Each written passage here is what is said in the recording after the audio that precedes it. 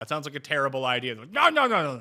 Top 25 receiver, no problem. And now he's undraftable in a much better situation. Like, what are we doing here? This is the ultimate buy low guy. Entering the Mayo experience. Mayo experience. Mayo experience. Mayo experience.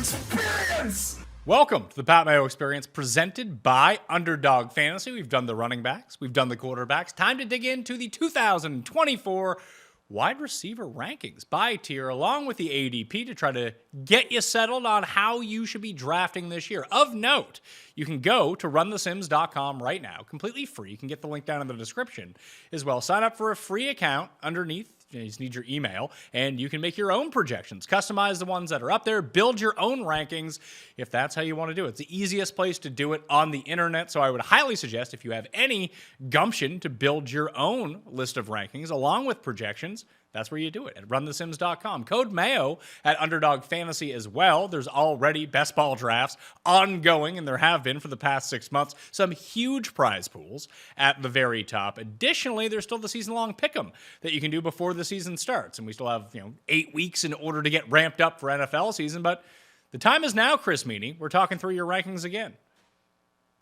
Yeah, always a pleasure to join you, Pat. Football in little under 2 weeks, the Hall of Fame game. It does feel like it's here. Draft season's starting to heat up. So always a pleasure to talk some fantasy football with you. And wide receiver, I like to go heavy on the wide receivers early and often. I need to get a couple alphas on my squad. So excited to chop up wideouts with you. Well, let's talk about wide receiver strategy for a second, because I think best ball is translated over into season long where people are just loading up. If it's not Christian McCaffrey with the first pick, it just seems like it's a list of receivers for the next 3 rounds.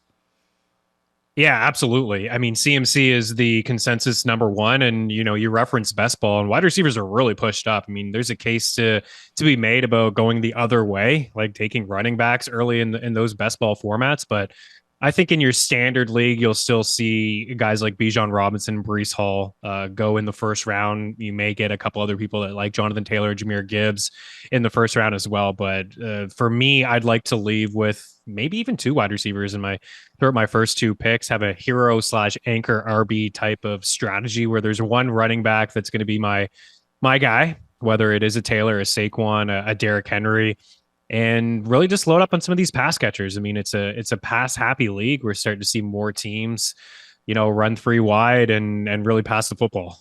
So anywhere from like Tyreek Hill, CD, Chase, Amon-Ra, even Puka Nacua, AJ Brown, I'd be pretty comfortable getting any of those guys and still diving into wide receiver in the second round, depending on where I'm at in the draft with a Garrett Wilson or a Devontae Adams, and he's slipping in drafts and just getting some volume. So yeah, I think you could make a case for maybe tier 3 to be 15 plus wide receivers, but the first 2 tiers are loaded with talent, and I want to get 1 or maybe 2 of those guys. Yeah, and I do see a noticeable drop-off basically after pick number 5 at wide receiver, and we'll dig into that for a second. It's just funny that everyone is in this big wide receiver phase right now and have been for like the past 2 or 3 years. I remember when we were at Fantasy together a decade ago.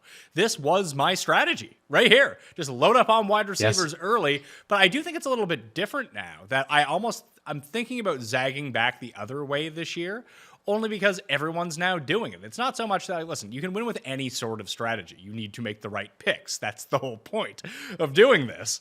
But if everyone's taking wide receivers early, I do think that there is a credible case to be made that if you make the right picks with running back early, that you can fill in the pieces later, and that gives you a distinct advantage.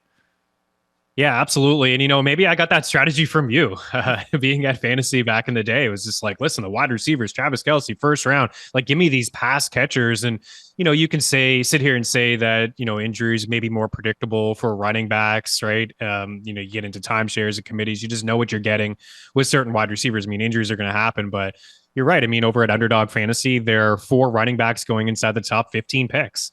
There are only roughly 8 running backs going inside the top 30 picks. So that means like 6 to 7 running backs in the first 2 rounds. You can get a guy like Derrick Henry at our RB9, pick 30 on average. You can get a guy like Josh Jacobs, pick 52 on average.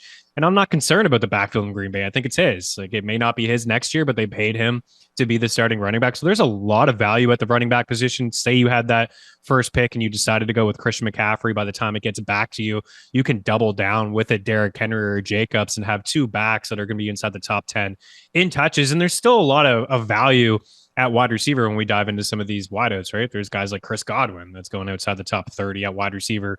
He's top 20 in targets last year. Didn't have the touchdowns, but there's a lot of wideouts, I think, in that wide receiver 27 to 35 range that could be solid wide receiver twos for you, and maybe even ones, low end ones, and you have yourself a build with maybe a couple running backs in the elite quarterback or tight end. So yeah, in best balls I have been going the other way, but typically in my home draft, in my home leagues, and standard single quarterback leagues, maybe 2-3 wide receivers and a flex, I'll be going wide receiver heavy.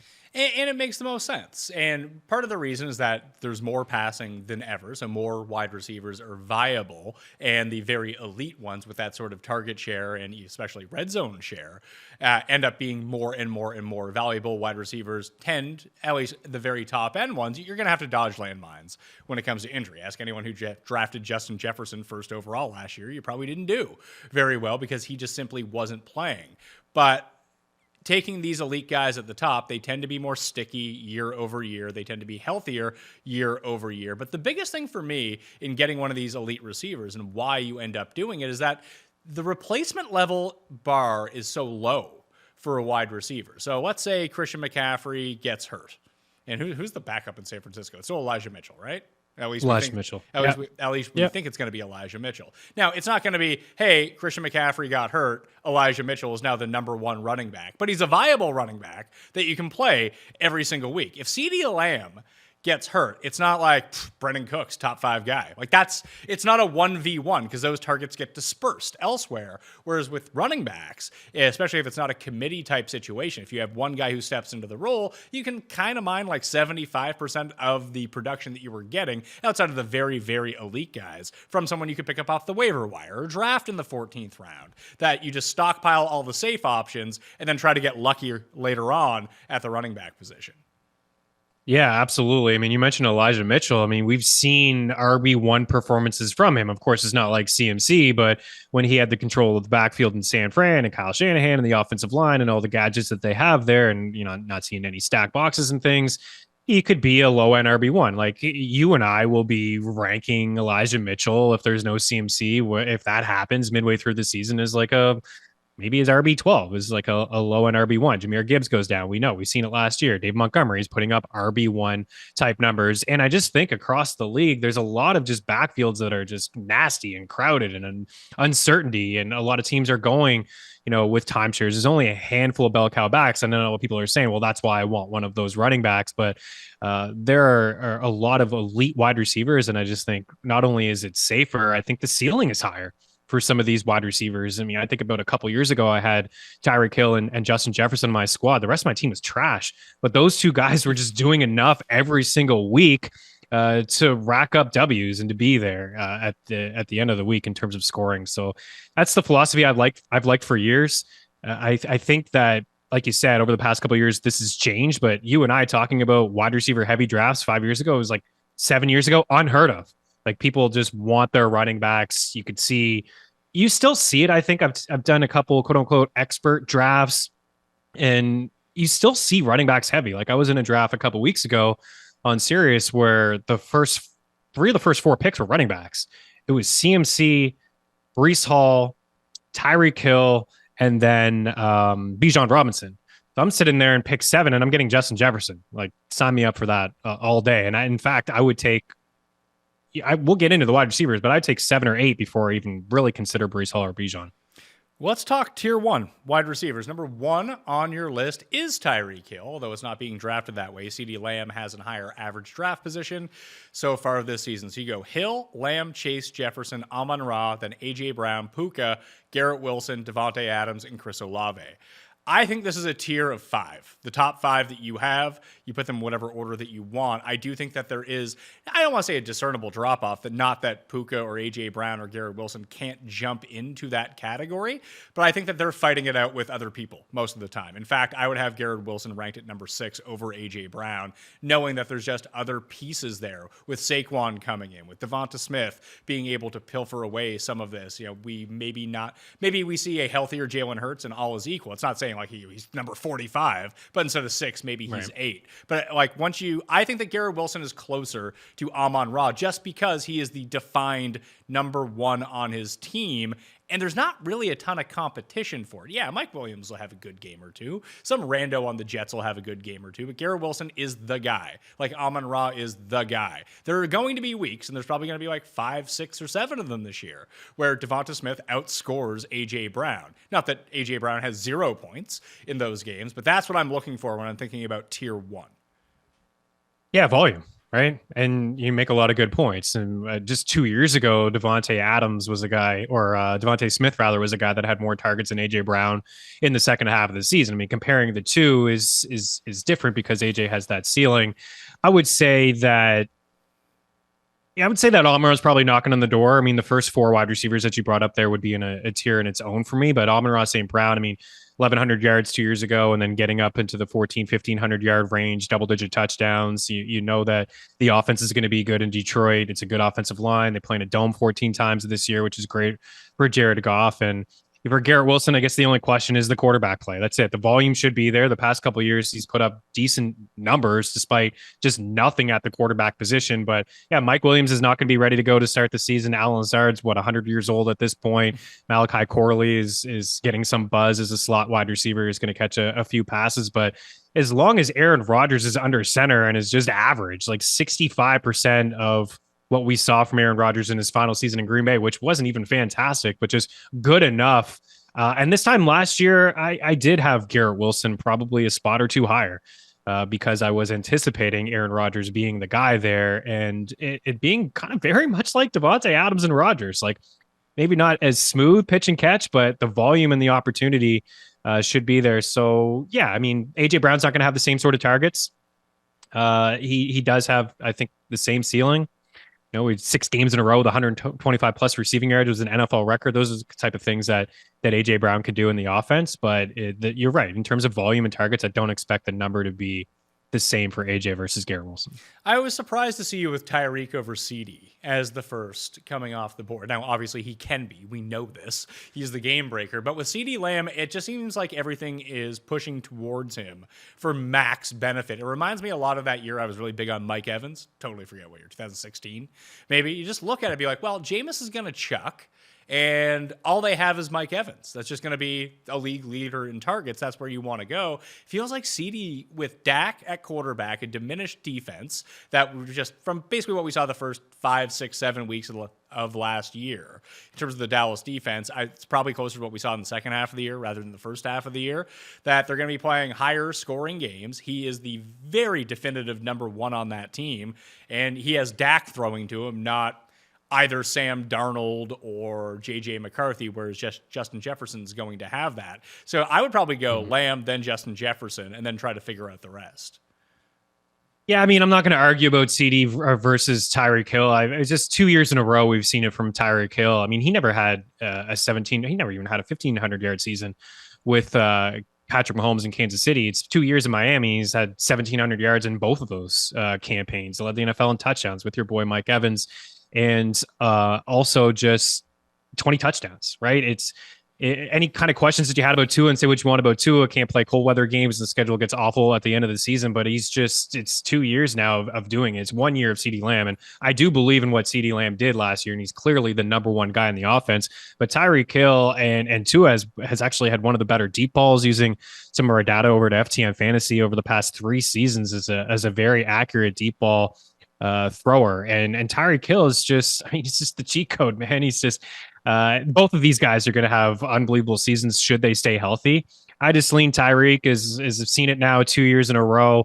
And one thing I'll say about Dallas, I do feel like there are ways that this can go sour for the Cowboys this season. I still expect him to eat in the offense. And you're just like, who's the number two? It's probably Jake Ferguson. And then after that, it's like, okay, Cooks had some decent games and Tolbert. And this is like a lot of questions on who that number two wide receiver can be in Dallas. But the schedule is a lot tougher this year. They have that first place schedule. There's a lot of very tough football games on the road. This offense tends to struggle on the road. Got to play Cleveland, Baltimore, and I think another stout squad in the first 6 weeks of the season.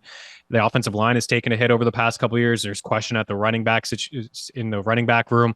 There's just a lot of ways that it can go wrong in Dallas this year. Dak needs a contract. CD needs a contract. Micah Parsons needs a contract. Again, same tier.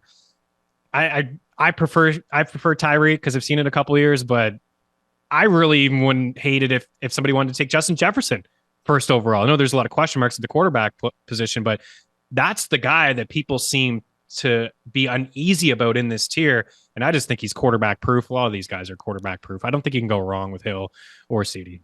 Yeah, I think I would go Lamb, Jefferson, then get into the guys who have someone else complimenting them there. Like between Chase, Hill, I guess Amon-Ra is kind of a tweener in that you can count Laporta or whatever the Lions want to do on offense, but I think we kind of agree that his upside isn't as large as some of these big game-breaking guys. He's very clearly number 5 for me, but I would go Lamb, then Jefferson, then Hill and Chase, only because they just have other guys who can take away from them in any given game, almost of the A.J. Brown type of thing where Jefferson, yeah, the quarterback issues, like whatever. The only thing that I really find distinguishable between him and CeeDee Lamb for opportunity is just I know that CeeDee has the better quarterback.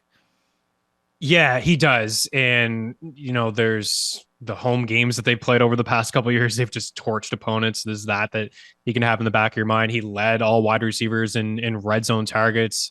And they may run a little bit more in the red zone given the fact they have Zeke over Pollard, but it's still going to be, I still think it's going to be a pass happy offense. I don't think the defense is as good either.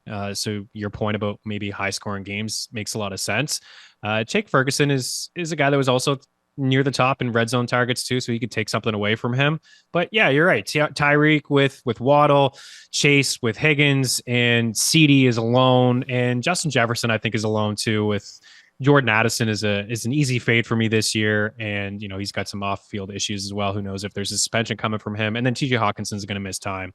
But yeah, all the people out there that just say like, I'm shocked that Justin Jefferson falls in drafts like 8th, 9th pick. Like it really does blow my mind because last year with Nick Mullins in 4 games down the stretch of the season, this guy averaged well over 100 receiving yards. He had a game with like 150 some odd, another one with over 100. He had double-digit targets every single week, whether it's Sam Darnold or JJ McCarthy. He's going to get the ball, and whoever's under center at the quarterback position is going to want to get him the ball, especially if it's Sam Darnold and he wants to continue to start games for the Vikings. He's the guy to me that, again, it just blows my mind that people are willing to even take Puka Nacua over Justin Jefferson. I think it's a massive mistake. He's quarterback proof. He's a mismatch on the field, and he's going to get the ball. It's like Devontae Adams when we get into him. Quarterback play may not be great, but the targets are going to be there. And Adams was second in targets. Jefferson, if he didn't miss any time, would be up near the top in targets too. You have Puka at number 7. What would you say are the chances that Kupp outscores Puka this year, like percentage-wise? I'd say like maybe 35%. Okay. I don't know, 40%. Yeah, 40, I think that 40% I find is interesting because you have Kupp at 22 is why I bring this up. I do. And it's funny. I actually had this conversation on Sirius this morning that Kupp should probably be a lot closer. Like if Puka's here at 6, then Kupp should probably be a little bit closer. A lot of people want to push Puka outside of wide receiver 7, 8, and 9 and get him in that 10 range. I think maybe that makes more sense than having a guy like Cooper Kupp where he is wide receiver 21. But I just think Puka's a real deal. Like even when Kupp was healthy, Puka Nacua was still putting up massive numbers. There was a difference. Splits tools, 5 games without him, it was 85 yards to 105 yards. There was a difference, roughly 3-4 fantasy points per game difference in PPR settings. But Cooper Kupp is now 31 years old. Like he's still a solid wide receiver when he's on the field. There's been a couple injuries now, multiple injuries for him last year.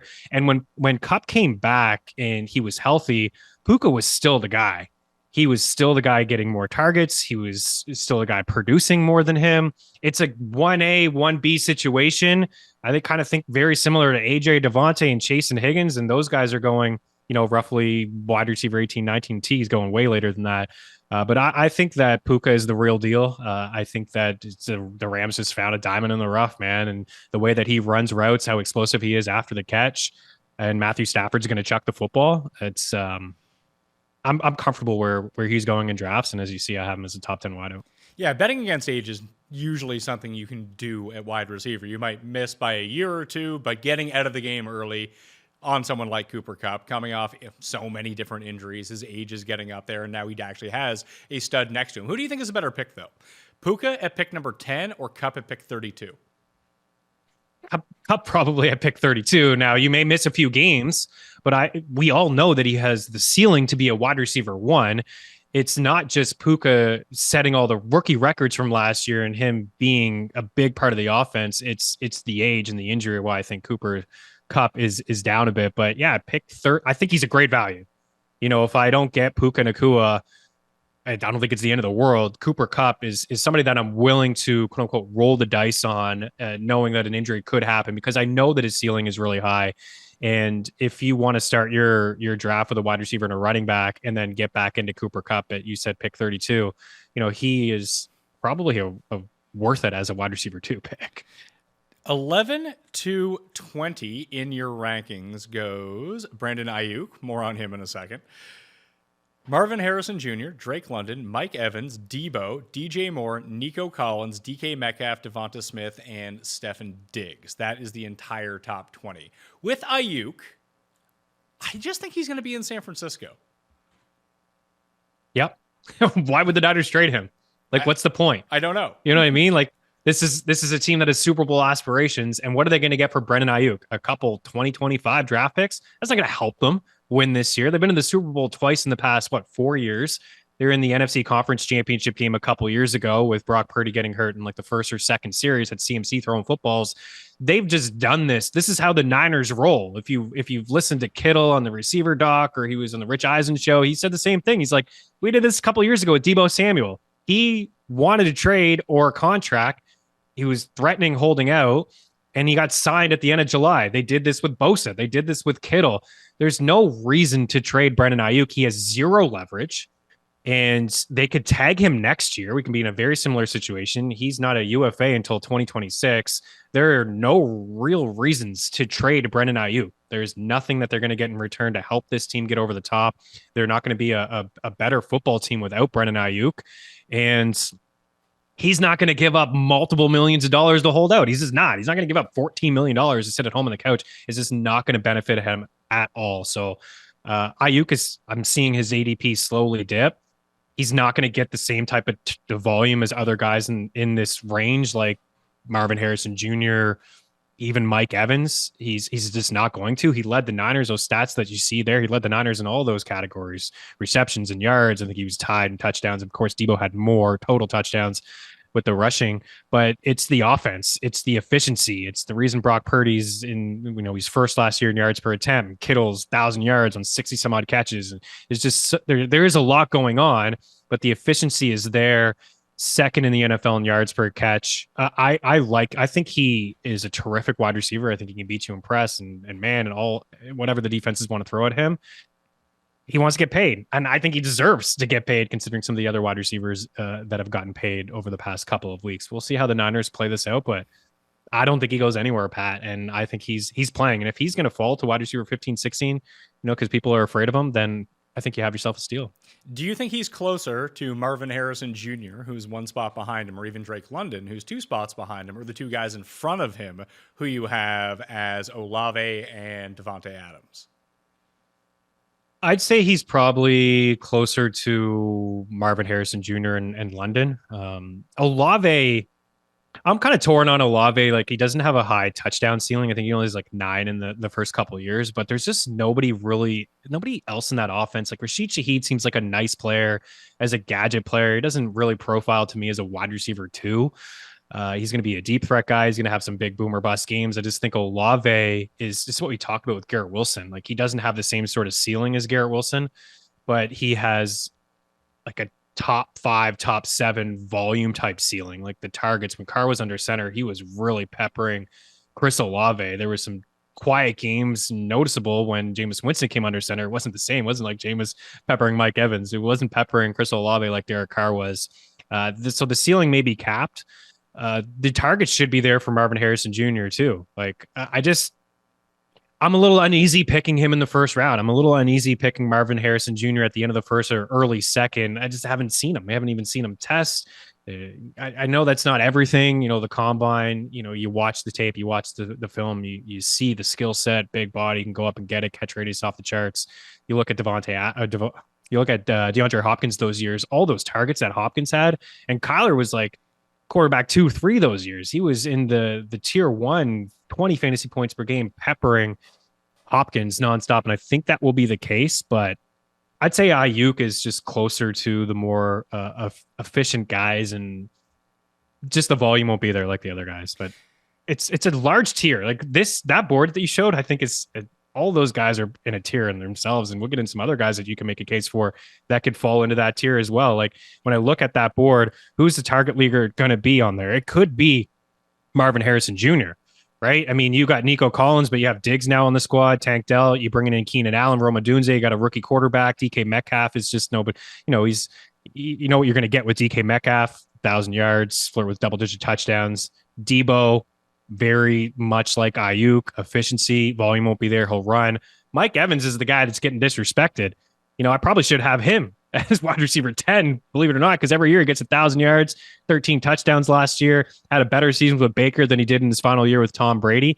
And he's going as wide receiver 17, 18, 19 in best ball formats. I think you hit on the name at the very top, is that Godwin is such a better value, and all the underlying metrics are still there for him. He'll probably get pushed back into the slot where he's far more comfortable. Obviously, we're talking half-point PPR rankings right now, and full-point PPR tends to benefit more so Godwin. That gives him a little bit of an uptick, just like it does for Amon-Ra. But to say that, like, oh my God, he's unusable in any sort of format's kind of crazy. And if he's being drafted outside of the top 30 wide receivers, that just seems like I don't need to have Mike Evans in. Yeah, I mean, Godwin's got an ADP of 58. Right, as wide receiver 36, he's an easy tap for me. I think as somebody who likes wide receivers heavy, you can get him as your third, maybe your fourth wide receiver, still have an anchor RB and maybe a dual threat quarterback or an elite tight end on your squad. It's the touchdowns though. Let's be honest, that's the difference. You say, okay, a little bit unlucky, 5 total touchdowns, and the past couple of years they've been down for him in terms of touchdowns. It's the projections that you're showing there. But the targets are going to be there, right? The volume is going to be there for him. I wrote him up as a sleeper in our sleeper bust bowl prediction series at FTN, and it's like, sleeper. He's not going to sleep. It's just because a sleeper to me is somebody that will return value or is undervalued, and to me he is. Like if you would have just given him 2 more touchdowns, he's a wide receiver 2 instead of a low end 3 or a flex play. It's just that's it. He had the exact same amount of red zone targets as Mike Evans. It's just Mike Evans is a cheat code inside the red zone. I think Evans is the better pick, but in terms of value, Pat, you're right. I mean, Godwin is the discount in the offense. It's just the ceiling is capped because the touchdowns, he's just never really been a big touchdown guy. I see Drake London sitting there. Our projections have him at wide receiver number 14. You have him at wide receiver number 13. He's being drafted as wide receiver number 10 in most drafts. He's just a player I'm not going to have. I think that you have absolutely bought every bit of upside with him at this price. And he might end up hitting it for sure. But I can see things going sour quickly for him if he's not the alpha that you think that he is. Like the first 3 weeks, he just might not ever be. Yeah, and said the same thing to Jake and what you just said. You're buying the cost. Wide receiver 10, I have 0 shares so far, and I've done a ton of best ball drafts. I just haven't been able to make it work. And again, with that board that was just brought up, the tier is so deep that I think you could make a case for multiple guys in that range to finish ahead of him.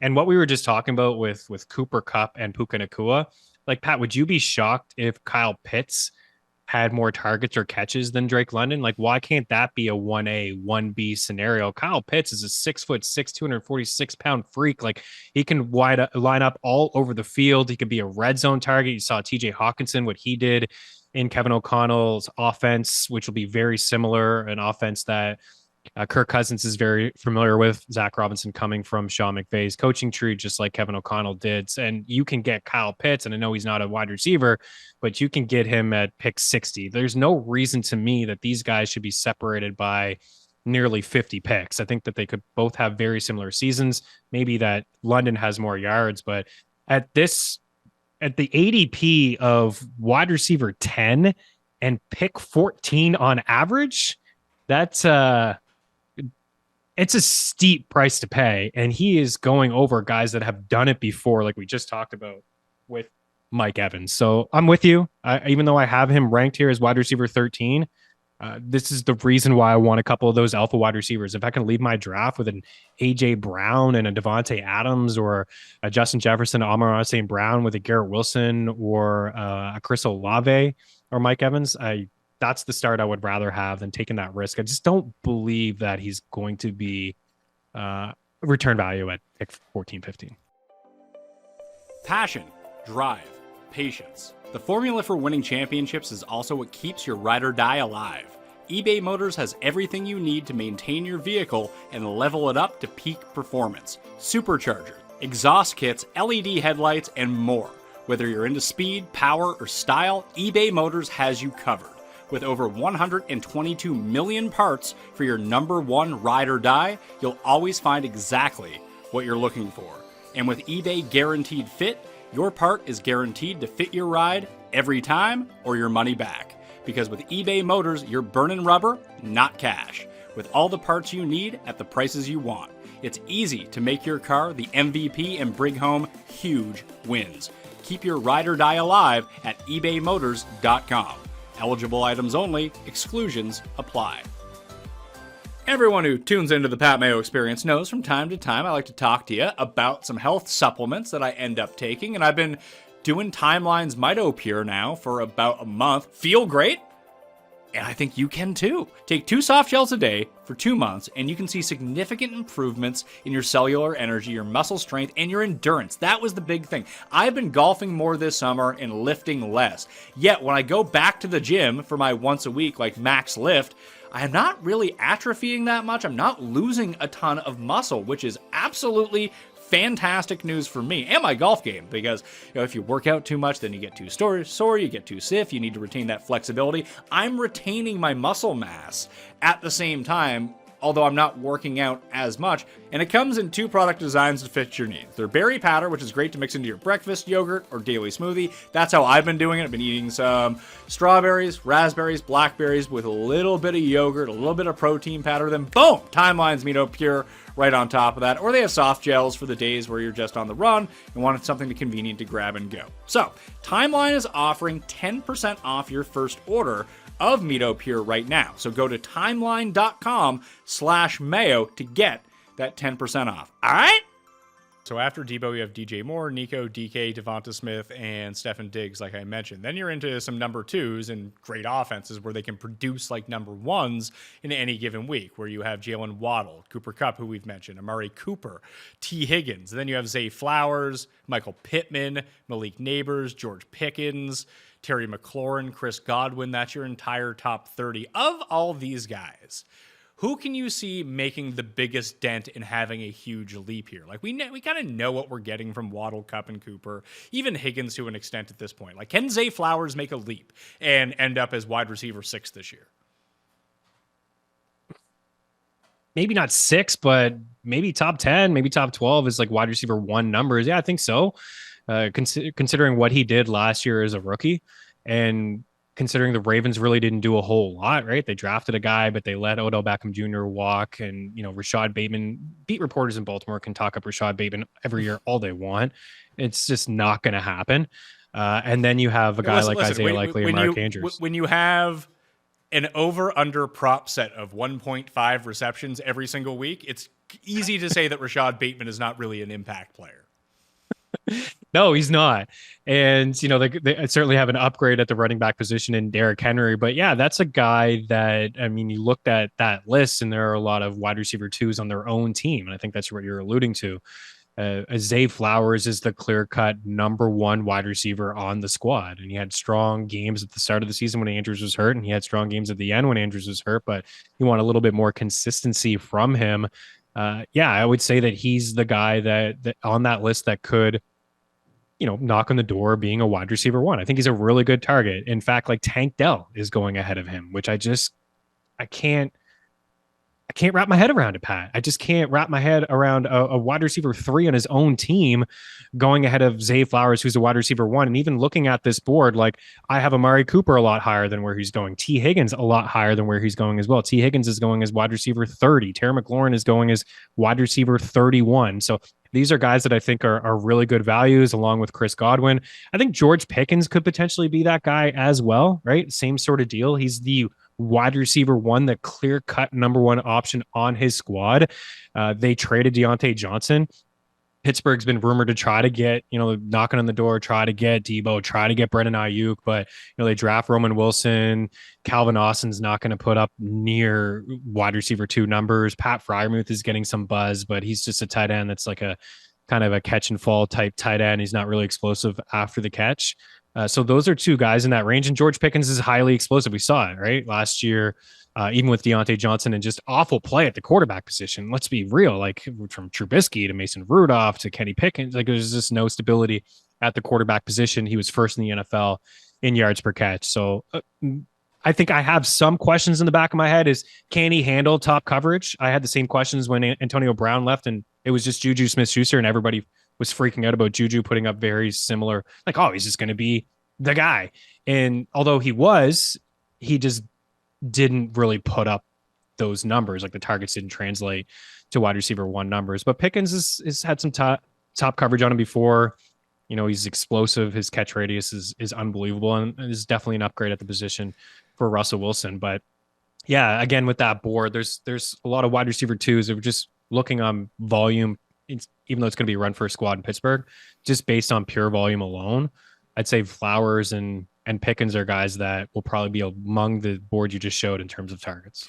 Well, especially with Pickens, I think that Russell Wilson's a really nice matchup for him. You mentioned Arthur Smith is going to be there now. Expect a more run-heavy type of offense, and probably less what we saw with Russell Wilson in Denver. When Sean Payton's your coach, you're going to check down to running backs and try to make mid-range throws. Russell Wilson can't really make mid-range throws at this point, but he can still buy some time and huck it downfield like he did in Seattle, and that kind of seems like a perfect scenario for George Pickens, who you mentioned. This catch radius is huge. He can go up and get it. He can win contested catches. And that's just a lot of the balls that Russell Wilson throws at this point. So and just take a look at everyone else who's now on the Steelers in the receiving core. It is a who's who of losers you pick up off the waiver wire, plugging in when a starter gets hurt, being like, oh, almost exactly what I said at the very beginning of the show, where picking up a running back to fill in volume is one thing. Trying to replicate that with wide receiver doesn't really work. You got Van Jefferson, Quez Watkins, Scotty Miller, Marquez Callaway. All these guys. We've all picked them up and tried to play them, and they end up with 0 catches. Yeah, and a lot of those guys have been the quote-unquote wide receiver 1 on their teams at times. Van Jefferson has had that role as a wide receiver 1 at times, and it's none of them are going to be able to, if the opportunity was given, none of them would be able to put up wide receiver 2 like numbers like George Pickens can put up. So look at the season Cortland Sutton had last year. I mean, it wasn't fantastic. I mean, I think he only had 59 grabs. Year 1 was a disaster. We can chop that up to Nathaniel Hackett, but year 2 was good. Year 2 was good. He leaned on his go-to guy, especially in red zone scenarios. I think he had double-digit touchdowns, and I wouldn't be shocked if George Pickens had double-digit touchdowns and was even on a run-first team, like I said, is a guy that could be top 15 in targets and volume is huge. There's no question about that. The next 10 on your list, starting at 31, Keenan Allen, Tank Dell, Calvin Ridley, Christian Kirk, Hollywood Brown. That's the first Kansas City Chief on this list. When Mahomes is throwing to you, and your highest non-Travis Kelce receiver is going to be ranked number 35. That's curious, but you also have Rashee Rice at 37, Deontay Johnson now in Carolina at 36, Ladd McConkey at 38. All right. Jaden Reed at 39, DeAndre Hopkins. So to wind it back a little bit, the Texans receivers and the Packers receivers. You have 3 Texans receivers receivers inside your top 32. I don't think there's any way imaginable they all come inside the top 32 in total points by the end of the season. But that's not really how fantasy rankings work. You're trying to get it right and the probable range of outcomes for these guys and where they need to be drafted. Do you have any shares of Texans receivers? Because I find it really hard to distinguish between them. I kind of like Tank Dell because I feel like his role on the team, if he's healthy by week 1, is kind of defined, where I don't know what the split between Diggs and Nico Collins is going to be. I think Nico Collins is a real deal. I have more shares of him than any Texan. It's a price that you have to pay. But I believed in the breakout a couple years ago. I may have been a year or two early. I know I took a lot of flack for liking Nico Collins for some reason as a guy that was going in the 14th round. It's like, nice target, bud. It's like, thanks. Like, Davis Mills was throwing them the football. We saw the breakout last year with CJ Stroud among the leaders in yards per route run, elite numbers, and a red zone threat for sure. I think that Tank Dell is a decent target in best ball, and I think that's why he's going as wide receiver 25 in best ball. But when I look at Stephon Diggs as wide receiver 23 in best ball, like, just give me Stephon Diggs. You know, like, I just think Tank Dell is getting overdrafted. I don't think he's going to come close. I think he's the clear number 3 in terms of targets and catches. He was super efficient last year on minimal work. He only played a handful of games. He had a ton of touchdowns. A big bulk of his fantasy points came from touchdowns. But, you know, in high stakes where it's not a best ball format, Tank Dell is pushed down into this range, and that's where I think he belongs. CJ Stroud is first in our projections in terms of passing yards and passing attempts. Like, I think it is going to be a pass happy offense. It's going to be tough to gauge. There's going to be some performances where it's Tank Dell and maybe Diggs, or Tank Dell and maybe Nico, and Diggs is quiet. Maybe Dalton Schultz steps in here and there and gets a couple, big games. But I think, what we're talking about here is volume and opportunity, right? You look at some of the numbers that you have there for Tank Dell. That's the 16% target share. I think that's fair. But I don't think he's going to be ahead of Diggs or ahead of Nico in terms of overall targets. And I don't think Diggs is done. I don't know what you think about Stephon Diggs, but I don't think he's done. Just because the Bills phased him out of the offense doesn't mean that he's not good anymore. It means that they wanted to have a different offense, and good on Buffalo, because for years I couldn't say that this team was legit Super Bowl contender because they were just too one-dimensional. They had playoff games that didn't even try to run the football. Then when Joe Brady takes over, they run the football. They realize, hey, we're going to run the football with some play action, short intermediate throws. We don't really need Diggs in those scenarios. And that's why I really like Khalil Shakir, Curtis Samuel in that role, Dalton Kincaid in that role. I think that Diggs does have a lot to offer, and I would be shocked, actually, if Tank Dell had a better season than him. It just feels to me like Diggs is either going to be by far the best option on this team or by far the worst. Like, either he's cooked or he's not. And if he's not, he's probably still a top 10 guy with you. Like you said, I too have CJ Stroud projected for the most yards in the NFL. I have him third in attempts behind Mahomes and someone else. But if he's not right, and he is kind of maybe the reason that Buffalo shifted their offense is because they felt like Diggs was cooked. I don't know if I believe that, but I think that's certainly on the table. Like, you have to factor that in. Yeah, absolutely. For sure. I mean, he was a very different wide receiver in the second half of the season. I mean, the volume wasn't there. There were some drops. You talk about the age. We talk about Cooper Kupp, getting a little bit older. You see him slow down a little bit. You have a young guy in Tank Dell who's very, very explosive, especially with the ball in his hands. He's not going to garner the same type of attention that Nico Collins and Diggs will. It's going to be a really tough offense to defend. And again, from a week-to-week standpoint, there's going to be different showings. So you're probably right. All three of these guys won't be top 30 wide receivers. I think that you're spot on about Diggs. That's why he's tough to rank. He's tough to get a gauge. And I think the fantasy community is feeling the same thing, because I've seen him as a min pick in high stakes as, roughly wide receiver 15, 16. And I've seen him be a max pick of wide receiver 30, 32, 33. So it's tough to kind of gauge. He can't go in with the same sort of mindset and get pissed off when he's only going to get 4 or 5 catches. Like, that's probably going to happen in this offense, where if that happened in Buffalo, he's agitated. He wants the ball. He wants the football. So he's going to have to adjust himself and realize he's not the offense. He's just part of it. Packers receivers, you have Jaden Reed the highest, but he's just another one where he's a bit of a gadget guy. I think he got a lot of run last year because so much of the offense was beat up. he obviously was a second round pick. He has a ton of talent. You have him ranked the highest. I probably would too. But it just seems to me in this offense, unless it really goes into overdrive, like we saw towards the end of the season, even through the playoffs, that if you felt like they were punching above their weight a little bit, which no one seems to, that this is just it. It's a prolific offense all of a sudden. They have 4 potential guys that could be just splitting with each other every single week. I find it hard to believe that any of these guys is going to have any sort of consistency. I'm with you. Big argument with Jake. You got to bring up Jaden Reed's ADP with Jake. I mean, I thought he would agree with me and you on how this, and he does to an extent, on how this offense is going to be spread out. It's going to be very difficult to predict targets and production. But he liked Jaden Reed's price as where he's going as wide receiver 33. I think I got him in the late 30s here.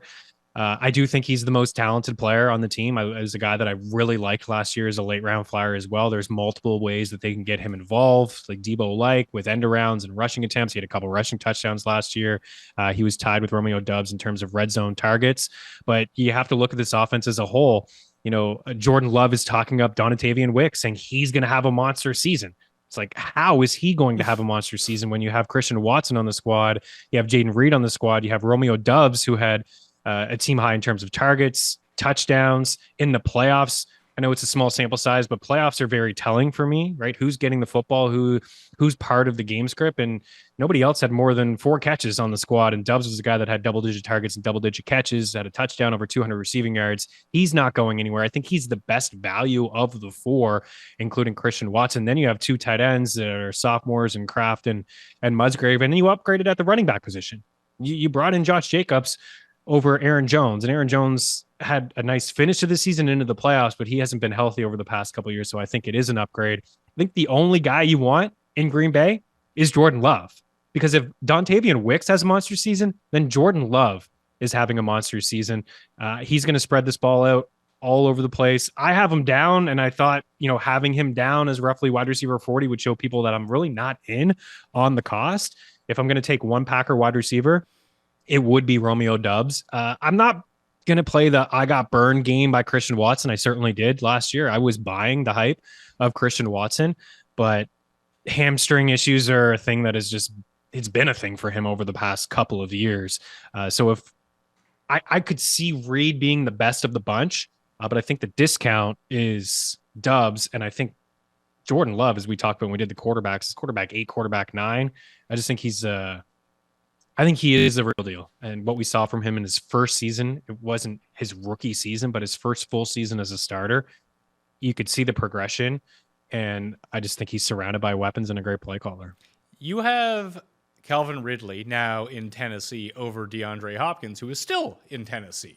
But both top 40 options. We discussed Will Levis on the quarterback show, and how he's a nice pair with these guys for best ball. You probably don't want anything to do with Will Levis in a single quarterback redraft league, but both of his options are kind of intriguing. And you also have Christian Kirk, Ridley's former teammate, up here as well. What I talked about a little bit earlier as it pertained to Zay Flowers, I think you can make the case for Michael Pittman, maybe even George Pickens. I think that Kirk, everyone's kind of like, oh my God, Brian Thomas, rookie sensation in Jacksonville. Maybe he turns out to be the guy, but we know that Trevor Lawrence has an established connection with Christian Kirk. I could see him top 15 in targets this year if things break right. Yeah, maybe. Evan Ingram was a guy that got a lot of targets too. I think he was first among tight ends in targets and catches. Those were all short yardage stuff. There's definitely a connection there with Kirk. I don't want this ranking to show that I don't like him. I think his upside is limited. Like, the targets are there, but I think the touchdown upside is limited. Calvin Ridley not only led the team in red zone targets, he was number 1 in the NFL in end zone targets last year. And I think a lot of those targets will go to Brian Thomas Jr., or a handful of them will go to Gabe Davis. I think those guys are more suited for the end zone, more deep balls, as Kirk's kind of in the slot, some short yardage stuff there, but he is explosive after the catch. I think he's a fine target. I'm actually in on the bounce back for Trevor Lawrence. I believe in the talent. I know he took 2 steps forward a couple years ago with Doug Peterson in year 1, and then a couple steps back last year. He does come with a little bit of a rushing floor, and I like his weapons. And I'm not really sold in the defense. I think it's going to be a pass happy offense. I think they're going to throw the football a little bit more this year with some of those weapons. And I think they did a good job of upgrading the wide receiver room. Like Calvin Ridley goes away, had some nice moments, but I think Brian Thomas Jr. is the real deal. He's explosive. He's going to stretch the field for them. He led the nation last year in touchdowns at 17. So I'm a big fan of his. In that, as for Ridley and Hopkins, I think Hopkins is probably the better value. He's the guy that I see sliding down boards, right? I think it's I don't want to say this is gonna be very similar to Green Bay and Houston, but Hopkins and Calvin Ridley are probably like 1As and 1Bs on the squad, and Tyler Boyd's brought in, and Boyd doesn't have the same sort of ceiling, of course, but he's very familiar with Brian Callahan as the third down specialist in Callahan's offense in Cincinnati over the past couple of weeks. And this is why we like Will Levis, right? I mean, he's just surrounded around playmakers and two backs and Spears and Pollard who can catch it to the backfield. And I just believe in Callahan as a play caller.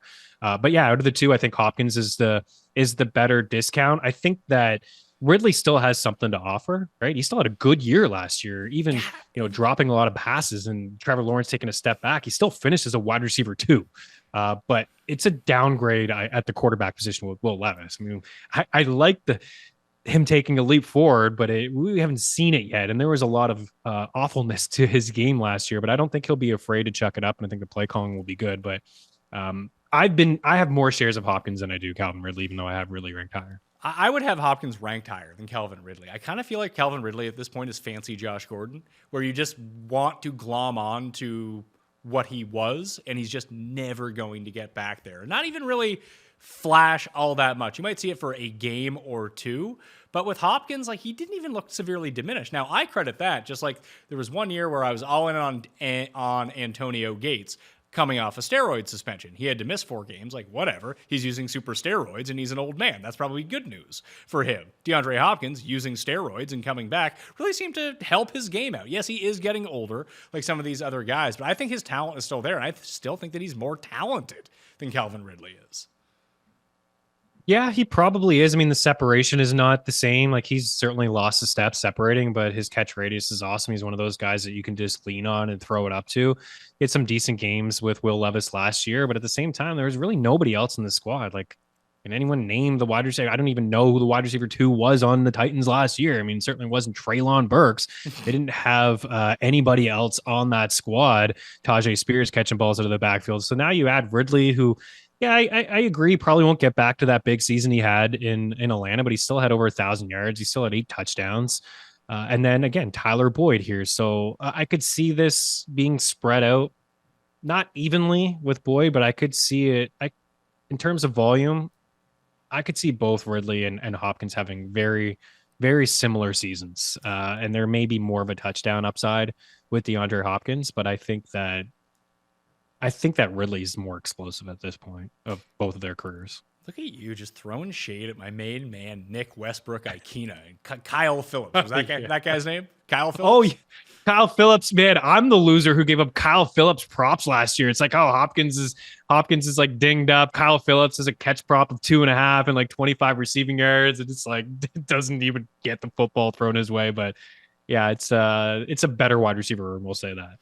Other guys, well, yeah, let's talk about Ladd McConkey. You have him at 38. Yeah, why does he outscore Josh Palmer or Quentin Johnson? Like, what's really the difference?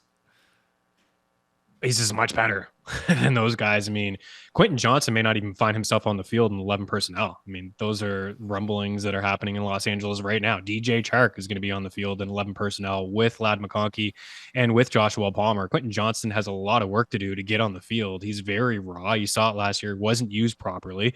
This is going to be a run for his team, but I just love everything about Ladd McConkey. Everything. I like his feet work. I like his hands. He's explosive after the catch. He's a terrific route runner. It has nothing to do with Herbert talking him up nonstop. I expect Herbert to talk him up. Why wouldn't he? He's watching this guy.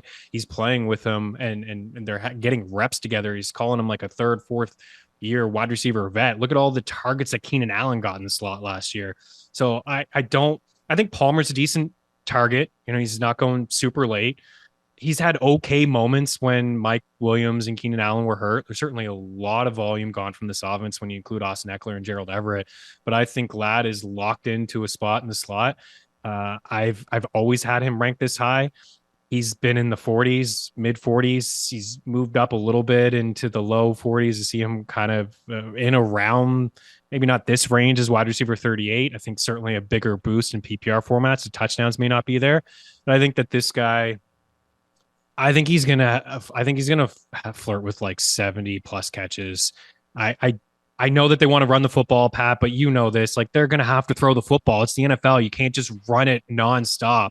You know, with Gus Edwards and J.K. Dobbins and a rookie that you took in the fifth or sixth round of it all. So I really believe in the talent and the skill set, and I have questions about Quentin Johnson. DJ Chark can be the deep threat guy all he wants, but he's had issues staying healthy. And Palmer, again, like he's put up okay numbers when he was leaned on as a wide receiver one, but I don't think he's going to be as productive as Ladd McConkey. So I'm all in. He's one of my favorite guys to draft, and as you see, I have him ranked aggressively. You do have him ranked aggressively. That's why I wanted to bring him up. I guess my thing is, listen, we know that the Chargers are going to throw. If they had one of the lowest passing rates in the league, that wouldn't surprise me, with Harbaugh as their coach now and really trying to lean into ground and pound, big personnel. You'll probably see tight ends on that team, although completely spread out between like 8 of them, whoever it might be. They'll start piling up a ton of catches.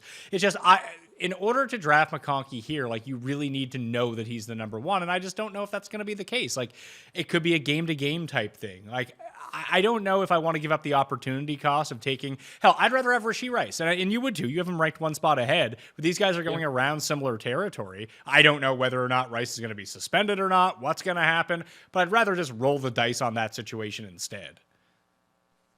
Yeah, I mean, I don't hate it. He's probably going to get a couple games, whether it's 4 or 6. I would imagine he definitely gets a couple. I like Rice quite a bit. You know, if he wasn't suspended or if he wasn't going to get a suspension, I would have him much higher than this. I believe in the talent, even getting Hollywood Brown to stretch the field and Xavier Worthy to stretch the field as well. Rashee Rice was among the leaders in red zone targets, more of a bubble screen, short yardage type of a player, but really good with the ball in his hands. I just think he's a terrific wide receiver.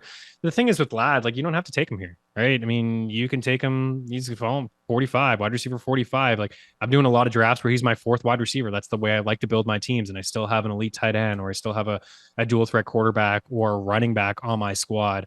I'm more than happy with Ladd McConkey being my 4th wide receiver, and I do believe he will be the guy. I know that Palmer is familiar with Justin Herbert, but it's a whole new offense. And I believe that he is going to be the number one option. Again, PPR boost, you know, his touchdown props like 3.5. He may not be a big red zone option. He's certainly not going to stretch the field, but he's going to be a great PPR guy, and he's going to catch a lot of passes in this offense. He is going at pick number 88 in high stakes drafts on the NFC right now. You can type in NFC, ADP, fantasy football, boom. You can see the entire list and select your date ranges as well if you want to go do that. That's one spot behind Jordan Addison in terms of receiver. Other receivers in that range, Jackson Smith and Jigba, Roma Dunze. What else do we got going on here? Cortland Sutton, Xavier Worthy, Jamison Williams, Brian Thomas. I actually had Brian Thomas rated out almost identically to Ladd McConkey in terms of fantasy points. I mean, I'm high on Thomas too. You and I think Jake are probably the highest. I mean, see him go pretty late. I know you mentioned high stakes there, but I've seen him fall in a lot of drafts. I just think there's a clearer path. 2 different players, obviously, but I think there's a clearer path for targets and volume for Ladd McConkey and so many question marks where you look at Jacksonville and, you know, you talked about Kirk, the safety blanket for Trevor Lawrence seemed to be Evan Ingram last year. Then you had a guy like Gabe Davis who's going to give you very boomer bust type performances like he's done over the past couple of years in Buffalo, but he's a red zone guy.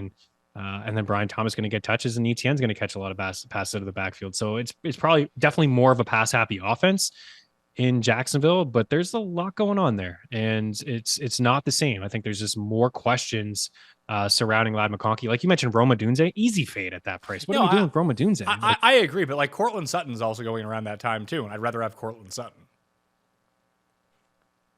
Yeah, I mean, I think Cortland Sutton is an okay target. I think he's like a decent value, right? The same sort of deal. There's a lot of questions in Denver like there is in LA, right? Tim Patrick may be just cut. That's rumors out of Denver Post. Heck, they may just cut Javonte Williams too. It's something I heard over the past couple of days. And then like who else is there, right? Denzel Mims, and they draft a guy in Franklin. So there's a lot of questions, and Cortland Sutton should be the lead. But even the season that he had last year, got 59 passes. Big deal, right? This is not going to be a good offense. They're going to run the football with like 4 or 5 different running backs. There's an experience at the quarterback position. Like, is it going to be Bo Nix? So we're going to see a little bit of Zach Wilson this year. Like, none of that stuff would surprise me. So I just feel like volume and opportunity. Hey, probably on the same page as Cortland Sutton, but I think Glad's the better pick here.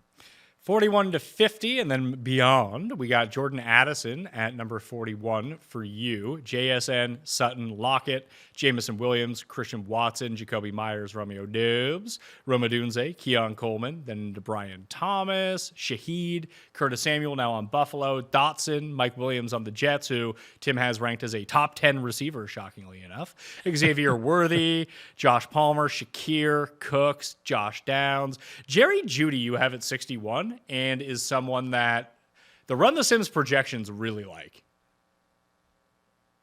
Yeah, I mean, I think the change of scenery is good for him. Yeah. I don't want to give up on the player Jerry Jeudy. He just has not lived up to expectations. Of course, that was a loaded draft, right? With CeeDee Lamb and Justin Jefferson in that draft. But Jerry Jeudy is certainly an upgrade over Elijah Moore rather, in the slot. Like, that's the role that Elijah Moore played in the slot last year. So he should go wide and Jeudy will be in the slot. You have Njoku, you have Amari Cooper. This offense really changed, of course, when Nick Chubb went down and Deshaun Watson was hurt after week 6 or 7, whatever it is. I think he played 6 games. It got better. It went from a run. Yeah, it did. It actually did. Yeah, with Joe Flacco. Maybe Stefanski and company should let Deshaun Watson throw the football a little bit more. It went from a run-first squad to a pass-happy squad. In fact, they had the highest pass rate in the NFL, like well over 60% with Joe Flacco under center. We saw some massive games from Amari Cooper. We saw some massive games from David Njoku. I think the change of scenery would be okay for him, but I just think that they will go back to being a run first team. I think that they'll lean on Nick Chubb, even though he may not be fully Nick Chubb until week 5 or 4 or something like that into October.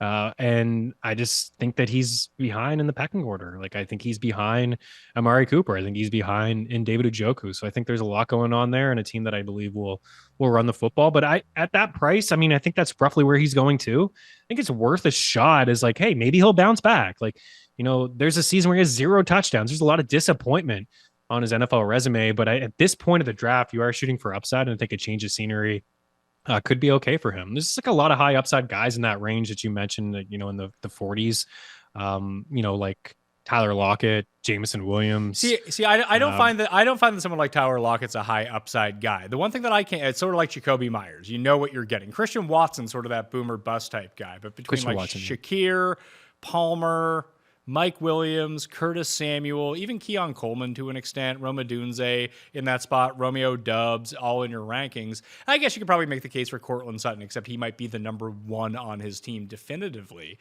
is that you get a baseline with these guys. I don't know how much they're going to overperform it. The one I'm surprised about is Shaheed, who you have at number 52. I would have him way higher, because I just see a circumstance where there's a deterioration of the Saints defense. It seems like they do want to throw a little bit more. And if he's going to be your deep threat and all the attention is going to be on Olave, he could be that really good number 2, who is a bit boomer bust and inconsistent week to week, but you might just get huge scores from him all the time. And he'll be your wide receiver 4 or 5. Yeah, originally when I was doing my rankings about a month ago, I had him in with Jamison Williams, and I was kind of leaning Shaheed over Jamison Williams because of what you just talked about, and the fact where you look at Detroit and you know that it's Amon-Ra, you know it's Laporta, Gibbs out of the backfield, and you're just kind of hoping, at least I'm hoping and expecting, for Jamison Williams to take a step forward in the offense, right? It's like Josh Reynolds is like the number 2 wide receiver. He's gone now, right? He's in Denver. With Rashid Shaheed, he probably should be a little bit closer to the same tier as Jamison Williams. You probably expect more targets from him. I just think of like pedigree in the player. When I put both side by side, I watch the film. It's like Jamison Williams is like I think he profiles more as like a closer to a wide receiver 2 and 1, as opposed to Rashid Shaheed is like kind of like not a gadget player, but not a true wide receiver 2. I think the opportunity for him will be there as a 2, because like who else is there? Michael Thomas is gone, Bob Means and Cedric Wilson, and it's just like a lot of question marks after Chris Olave and Johnson. Juwan Johnson's hurt right now too. So he'll have some big boomer bust games. Derek Carr is a very accurate quarterback. You're spot on. He will be the deep threat option in this offense. There'll be some inconsistency there, but I think at this point of the draft, the way that you could build your team with some solid floor wide receivers in the first couple of rounds, you can take a shot on maybe a Jameson Williams or Christian Watson or Rashid Shaheed. So yeah, I think maybe, we're breaking these down. We could bump him up. I think this is a very large tier, but he does fit into that boomer bust, high upside type of player with Jameson Williams and Christian Watson. I think skill-wise, you're right. Jameson Williams is an objectively better player than Shaheed. I just take a look at the situation, the schedule, the circumstances around it. When you get to play against the NFC South all of the time, that's pretty helpful in a lot of circumstances. And he's the number 2. Like, you can't say that about the other guys. No, you can't. They're a team that may run the football a little bit more in the red zone than you want. With Taysom Hill like 20+ red zone rushing attempts last season. But it's okay because Kamara never gets into the end zone, so it's just more throwing. More throwing, sure. And again, Derek Carr he's an accurate quarterback. I think he's a better real life quarterback than a fantasy quarterback. But there were some moments last year that we saw, especially in a dome at home, with Rashid as a burner, and they just paid him. They just kind of re-upped with him over the weekend, gave him a little bit more dough. So yeah, he's certainly going to be a big part of the offense. I expect a breakout. I expect his best season to date. But there will be some inconsistency there in his game. There will be some boomer bust performances from him. Let's get some late round picks in here. When you're picking in the final few rounds, who are you finding yourself filling out your team with? I mean, we can go through the top 150 receivers. You're only going to take so many. Who are the ones that you're gravitating towards? I think Jahan Dotson is a decent target as roughly wide receiver 67, 68. I know a lot of people were in on him last year as the breakout player in round 7, and they were disappointed, but I don't think it was on him. I think it was on the play calling. I thought it was brutal. Bieniemy may just be overrated as a play caller. Sam Howell wasn't really throwing him the football. He was still out there running as many routes as Terry McLaurin and playing as many snaps, but just not getting the ball. And there's no question there's an upgrade here with Jaden Daniels under center, and Curtis Samuel is gone. So you're looking who's the number 2 target. It's not Zach Ertz. It's not rookie Ben Sinnott. So there's a real opportunity for some targets on a bad football team. And I think even though it will be a run first offense, I think that Jahan Dotson, believe in the talent. 2 years ago as a rookie, he had 7 touchdowns in 12 games. He had more end zone targets, more red zone targets than McLaurin, despite playing fewer games. So that's one guy that I'm interested in. Jalen Polk as well, New England. Like, this is a team that is underdogs in all 17 of their games. They have a 4.5 win total. They're not going to be a good football team, but they will have to throw the football. Jacoby Brissett under center would not bother me. We will see Drake May at some point. And look at that wide receiver room. Like Demario Douglas, maybe he leads the team in targets, but we have Polk leading the team in targets and catches. And they're not unbelievable numbers. It's probably wide receiver 5 numbers at best, but don't believe in Juju. Rager's on the squad. Kendrick Bourne's coming off an injury. It's just a wide receiver room that's very weak. And I think there's an opportunity right away to get some shares. Dalton Kincaid's pretty much the only Bills pass catcher that I want. But I think Khalil Shakir is a guy that we could see a breakout from. I thought he took a step forward last year when they phased Diggs out of the offense. And I think that a lot of short intermediate throws for the Bills this year. Curtis Samuel, he had that season with Joe Brady, his best one in Carolina, but I think the ceiling is capped. You could see some rushing attempts from him, but I think like Shakir does have the higher ceiling. And I do believe Coleman will probably be the red zone wide receiver for Josh Allen. But digging a little bit deeper, I mentioned Wicks, Dubs and Wicks, those guys going pretty late. I think Malachi Corley and Mike Williams being a top 10 wide receiver is jokes for Tim. He's going as roughly wide receiver 67, 68. I actually think that's pretty, a decent dart throw at that point of drafts, especially in best ball formats. But Malachi Corley may just have a legitimate role right away in the slot with Aaron Rodgers. So he's a guy that I've been taking some shots on late in drafts as well. And that's pretty much it. I mean, I mentioned DJ Chark having a role in the offense. It's like a late round pick in best ball. He's going wide receiver 95. Maybe you take him as your last pick to got a 15 ADOT over the last 2 years. He's the guy that's going to stretch the field inside the offense. And I'd say maybe Michael Wilson for Arizona as well is a guy that's going pretty late. for the Cardinals. A lot of the attention is going to be Marvin Harrison Jr. Trey McBride going as tight end 3 is bonkers to me. It's not to but you Michael know what? Wilson. That's not to me. It's 'Cause too high. I get it. Maybe it is too high, but that should be right around where he'll be. Like, I don't think there's that big of a difference between tight ends like 3 through 7 kind of thing. They're all in Well, that that's my same problem. tier. Sure, if he's Like, if you he's just going wait, but you don't pick- want to miss out on that tier either. No, you don't. But pick 45 for Trey McBride or pick 60 for Kyle Pitts. Like I know it's just 15 picks, like a round or two, but I could like, give me Dalton Kincaid and give me Pitts a little bit later on. Like Trey McBride is a hell of a player, but I think people are just looking into the last 5 or 6 games too much. Like who else was on the team? Hollywood was hurt. Michael Wilson was hurt. It was just Kyler force feeding the ball to Trey McBride. Now you bring in a guy like Marvin Harrison Jr. Michael Wilson, I think, is a wide receiver too. And I just think he's going slightly high. So I just think that Wilson will be involved in the offense, and as wide receiver 75, 80, whatever he is, I think he's worth a shot. And another guy in best ball, you may laugh at this one and grind my gears if you need to, or put me in my place. But Darnell Mooney. That's the for name the I have. Falcons. That's the name I have written down. That I'd rather own Nice. Darnell Mooney than Drake London this year. Not that he's going to out-team me. He might outscore him, but No, you but get one guy. he might. You can draft Drake London in the first round, or have Darnell Mooney for free. And this is after I took an incredible amount of shit for being like, why the hell would you want Darnell Mooney with Justin Fields throwing on the ball? That sounds like a terrible idea. No.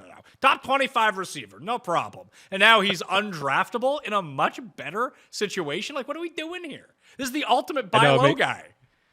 100%. And he has 1,000-yard season on his resume. Like he hasn't had anything to work with in Chicago at the quarterback play. Now he gets a guy like Kirk Cousins. And think about Jordan Addison. I know we glossed over him. He's also an easy fade for me. And it's not because of the off-field stuff. It's just he had 10 touchdowns and a lot of them were busted coverage. It still happened, but it was with Justin Jefferson, missed a little bit of time. And now you got some question marks at the quarterback position. But think about all those busted coverage over the top. When you stretch the defense, the touchdowns that he had in Kevin O'Connell's offense, I'll go back to it. This Zach Robinson offense is going to be very similar to the offense that we've seen in Minnesota and we've seen in LA over the years, the 3 wide receiver sets. I got, you're lacking the 3rd wide receiver, but you got Pitts there who can line up as a wide receiver, Drake London, and Darnell Mooney, who's going to stretch the field. So when I think of Jordan Addison and all those touchdowns, those big touchdowns that he had, I'm thinking about Darnell Mooney. I'm thinking about Mooney and his receiving yard props every single week. It's just going to take 1 or 2 catches. I'll be thinking about him at DFS with the Falcon stacks as well. He's not going to garner the same type of attention that London and Pitts are going to get. And yeah, it seems like nobody wants this guy. And listen, the offense last year in Atlanta, they had 17 passing touchdowns in 17 games, 1 touchdown per game. Kirk Cousins had over 17 passing touchdowns and played 8 games. And I get it. Justin Jefferson was on the squad, but again, he missed time. Cousins has been one of the most accurate quarterbacks in the NFL over the past couple of years. I'm really excited about the change for Mooney, and I think he should be too, going from Chicago to Atlanta. I know Chicago's set up now, but he's going to have some success this year in Atlanta. Last 2 late round losers for me, the absolute Pat Mayo specials of the year for guys that will just try to grind you PPR points. If Kendrick Bourne's knee holds up, you already spoke about the Patriots. I think Kendrick Bourne is good, and I think he's good for crappy quarterbacks, be it Brissett or Drake May, that he's just open underneath and they'll throw it to him. Sort of like old school Jacoby Myers in that way. And he does have a nose for the end zone. That's one thing that we found about Kendrick Bourne. Like, you'll have a stretch throughout the season where I can see him having, if healthy, an Adam Thielen-like stretch for like 3 to 5 weeks. Then he'll just go away, but just be on the radar for that. The other one is DeMarcus Robinson, if he actually earns a starter gig with the Rams. Like, we all want Kupp. Everyone wants Puka. Everyone wants Kyron Williams. But DeMarcus Robinson was good the final 7 weeks of the year. I'm so glad you brought him up. I glossed over him. He was my sleeper for the Rams, and he was good because I had shares of Marcus Robinson. I think he scored touchdowns in 4 of his final 5 games, maybe. He was near the top in end zone targets and red zone targets towards the stretch of the season. Talked about the Rams and 11 personnel and 3 wide. He passed to Atwell on the depth chart, and yeah, I am in total agreement with you. I think he's a great player to draft late, just in your redraft and best ball as well, because of what you said. Like, what about Cooper Kupp? Maybe that injury happens where he misses a couple games. He deals with another hamstring injury or a knee injury. It's not going to be all Puka Nacua. DeMarcus Robinson, Matthew Stafford's going to be among the leaders in pass attempts as well, right? He's only a couple years removed from 40 passing touchdowns, and that was Kupp's big season. But DeMarcus Robinson fit in nicely in this offense. offense, and there's certainly a rapport there. I love the call. Sixth is what I have Matt Stafford for passing attempts amongst quarterbacks. Mahomes, Burrow, Stroud, Dak, Lawrence, Stafford would be the top 6 in passing attempts. So there's plenty of room to go around. And when you're dealing with a threat out of the backfield to elite wide receivers, either one in the slot, one on the outside, and you're on the other side, you're just not going to get a lot of coverage. You're going to get the ability to find busted coverage very easily with so much attention being paid to everyone else, or just simply have one-on-one coverage with lesser talent on you. I mean, that's how he scored all the touchdowns last year. They'd have their like dime corner on him. He just beat him up in the red zone. Exactly. Yeah. And to your point, like when you have 3 wide receivers on the field and 2 of them are Cooper Kupp and Puka Nacua, those guys are going to get a lot of attention. And Matthew Stafford's not a guy that really is going to force it. I know that Kupp has had a bunch of targets and Nacua had it last year too, but he's not a guy that will just force it, into double coverage. He's going to take the wide open wide receiver. And we saw that towards the end of last season. And he even had, some moments in the playoffs in that first game against Detroit. So it wasn't just it's the end of the season and let's just find somebody else. Like those were must win games down the stretch of the season for the Rams to get into the playoffs. And they leaned on a guy like Demarcus Robinson. The one-on-one coverage is a good point. Like it's not the same sort of deal here with AD Mitchell. I like the player. He's on the Colts as a run first guy, but that's a guy that will be interesting in best ball and DFS just because he will see a lot of one-on-one. We didn't really talk about Pittman. Pittman in, a short intermediate type of guy. Downs is a slot wide receiver. They're going to run the football with Jonathan Taylor and with Anthony Richardson, but there's something to be said about these wide receivers who will get a lot of one-on-one when the attention is elsewhere. And I think AD Mitchell is going to be one of those guys that the volume and the catches may not be there for him, but it's like a player that I wouldn't be shocked had like 7+ touchdowns. And Robinson's one of those guys as well. The volume may not be there for him, but at that point of the draft late, the touchdowns may be there. And I expect the Rams to be a really good offense this year. Yeah, he's sort of like no flash Tank Dell. I mean, he's a different type of player, but in that exact situation. Like, if anything happened to Diggs or Nico Collins, Noah Brown will end up being a viable option. He was last year, right? He was last year. Yeah, there were times where we were talking about him as like, maybe he'll lead the team in catches and targets this week, even with Nico Collins being on the team. So, yeah, the Tank Dell thing it really does tear me up a bit. It's tough to gauge that Texans wide receiver room because of the explosiveness that Tank Dell brings to the table. And I think we can all say in agreement with confidence that if there was no Diggs, we would have Tank Dell, in the wide receiver 15 range, like both of these guys as wide receiver 2s. And we've seen in years past when the offense funneled through 2 wide receivers. I think about the Rams and Kupp and Robert Woods that one year. There's been multiple guys that have been, T. Higgins and Jamar Chase a couple years ago were basically both wide receiver 1s, low end for T. Higgins. So it could certainly happen.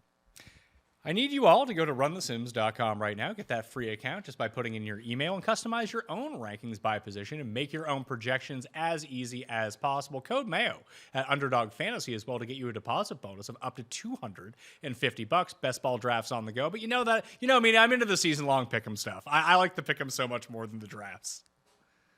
Me too. I mean, I like drafting, but I love the underdog props, and we'll be talking props with you hopefully all year long. Yeah, I'm a big prop guy. Underdog props, the over, the under. I think there's a lot of edges, and of course, you run the Sims projections. You head over to FTN Fantasy, you look at the projections. You can see some edges there, and I like talking about some of these low key guys that we finished up the show with. Right, those are the edges. I mean, the big profile wide receivers are going to have very sharp high numbers, where guys like DeMarcus Robinson or Darnell Mooney, it's funny talking about these guys, but I think that there will be edges for some of these players, especially the way that they can be used in their new offense is the high ADOT guys. So I'll be taking a look at Mooney, week 1. I'll be taking a look at DJ Chark week 1, guys that I think could get their receiving yard prop in like 1 or 2 catches. Those are my type of guys that I like to look for in prop world. And everyone can find all your updated rankings over at ftnfantasy.com. Yeah, ftnfantasy.com. All the rankings are there. Projections are there. And they'll be there updated. Probably just do maybe one more update before we get going in the season, see what anything happens in the preseason. But yeah, everything's over at ftnfantasy.com. All right, you should subscribe to Mayo Media Network, completely free on YouTube and the Pat Mayo Experience audio podcast. You can find Meaney and I shows about quarterback rankings and running back rankings, tight ends still to come, and the division previews that I've been doing with Jake Seeley. We're halfway done, so more upcoming very, very soon on that front, but nothing's really changed, so you can go back and check all those out if you're dipping your toe back in for football season to get yourself caught up on what's happened, coaching changes, player moves, new coaching, whatever it might be in different systems, you'll want to keep up to date on that. All right, I'm Pat Mayo. Thanks for watching. I'll see you next time. That Mayo experience! Experience!